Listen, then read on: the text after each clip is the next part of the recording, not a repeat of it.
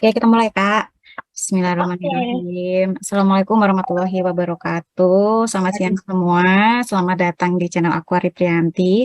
Di video kali ini aku tuh dapat kesempatan untuk nanya-nanya tentang anak, lebih tepatnya tentang pendidikan anak usia dini dengan ahlinya nih, dengan orang yang kompeten gitu ya, biar nggak cuap-cuap gitu. Nah, ini perkenalkan, ini namanya Kak Nata. Kak Nata ini halo teman-teman subscriber dari Kak Ari Priyanti. Halo, salam kenal. Selamat siang juga Kak Ari. Gimana siang. kabarnya hari ini?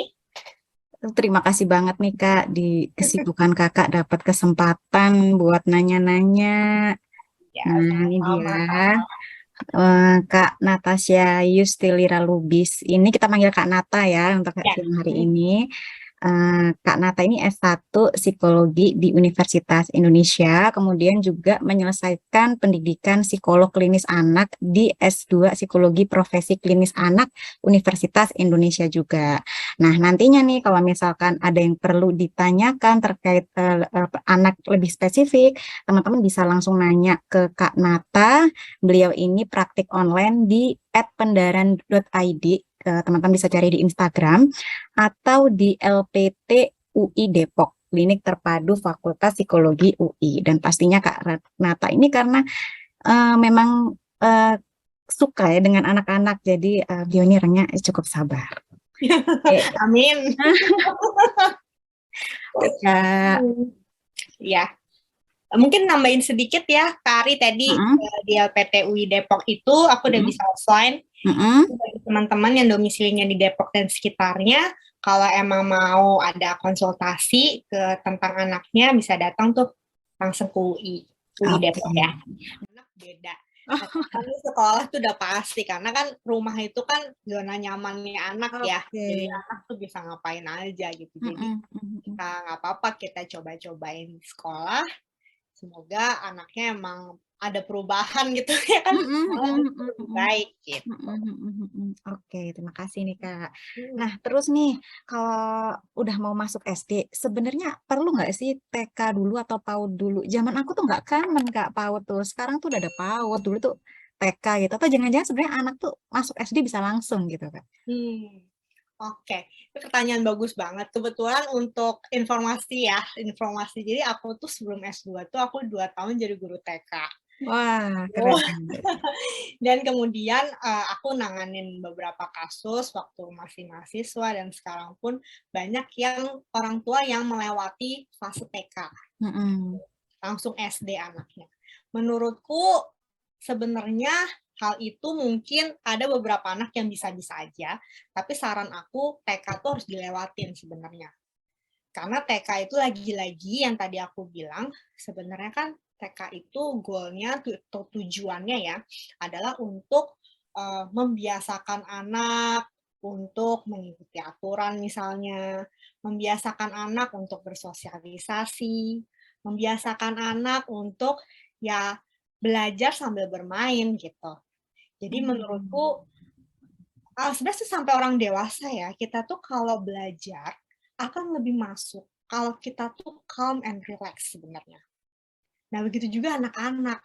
Nah, caranya gimana ya? Caranya pakai main gitu. Kalau langsung SD itu kan ya apa ya, duduk kelas, papan tulis.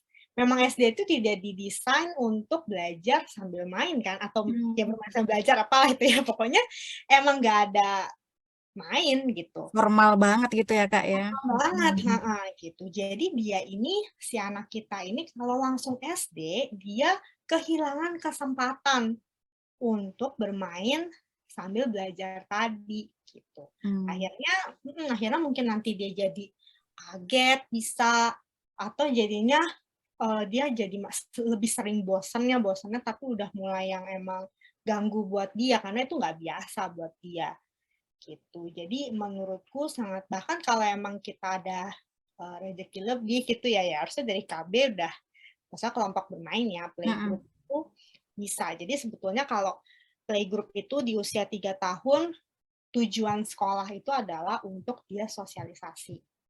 Tuh, kalau umur 4 tahun gitu ya, TK, TKA, Mm. itu dia cenderung tujuannya buat memperkenalkan baca, tulis, hitung, tapi memperkenalkan, bukan diajarin yang B-A-ba, ya kan ya, yang C-A-ca-ca gitu.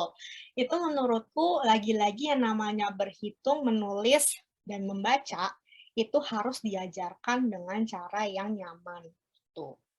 Dan begitupun semuanya sih sebetulnya. Kita mau ngajarin apapun anak harus dengan cara atau first impression-nya tuh harus bagus. Makanya kenapa ada si playgroup dan TK itu. Karena ya Oh, pengalaman oke. belajarnya dia itu ya menyenangkan. Oke, biar nggak kaget gitu ya pas kelas satunya. Tapi sekarang tuh masuk SD tuh sudah harus bisa baca, Kak. Jadi agak ini ya, agak bingung juga mencari TK yang bisa mengajarkan baca jatuhnya nih para ibu-ibu nih. Nah ini yang aku juga agak bertentangan ya. Sebenarnya kalau dari teori psikologi ya, sebetulnya anak membaca, pokoknya sampai anak 7 tahun, itu tuh dia nggak boleh yang baca tuh yang benar-benar, kecuali kalau anaknya udah bisa sendiri ya gitu, Mm-mm, maksudnya bisa mm-mm. aja gitu. Tapi kalau yang dipaksa untuk baca tuh sebetulnya enggak, karena memang secara perkembangan otak nih ya Kak, sampai anak usia 7 tahun itu memang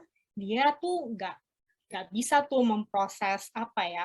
Kalau kata itu kan kombinasinya banyak ya, kayak Mm-mm, baca buku. mm-mm. Harus kalau angka mungkin masih lebih lebih Mudah jelas ya. ya, Oh, satu bisa. Mm-mm, dua gitu ya, mm-mm, terus bisa pakai media lagi.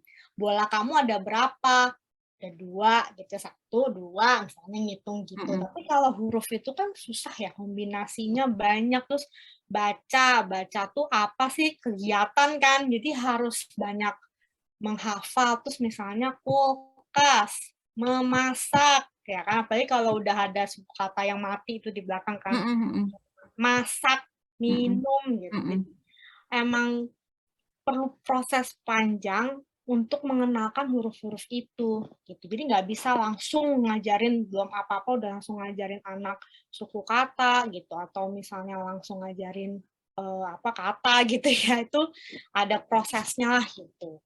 Mungkin teman-teman bisa cari tahu ya, memang untuk memproses kata gitu ya, dari mulai huruf tuh harus huruf vokal dulu, kemudian nanti huruf konsonan baru, kemudian gimana dia ngucapin hurufnya gitu-gitu tuh sebetulnya suatu hal yang kompleks. Jadi membaca dan menulis tuh memang kegiatan yang kompleks gitu. Jadi nggak Hmm. mudah buat anak sebenarnya gitu. Jadi membalikan lagi ya tadi ya.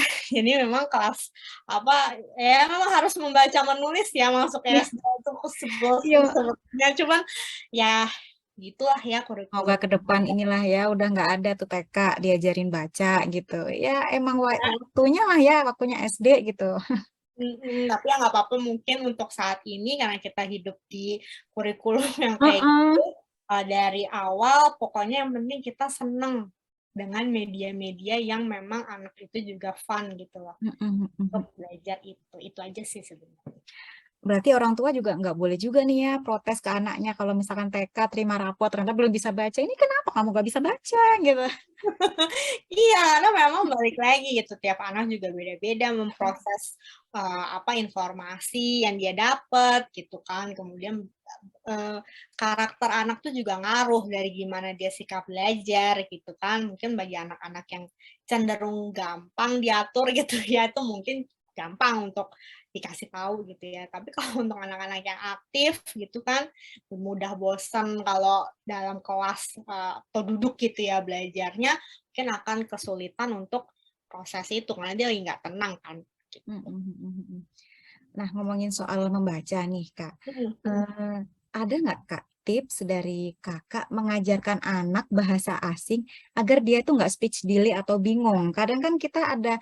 Jangan lupa subscribe dan aktifkan notifikasi biar nggak ketinggalan videoku yang lain. Terima kasih.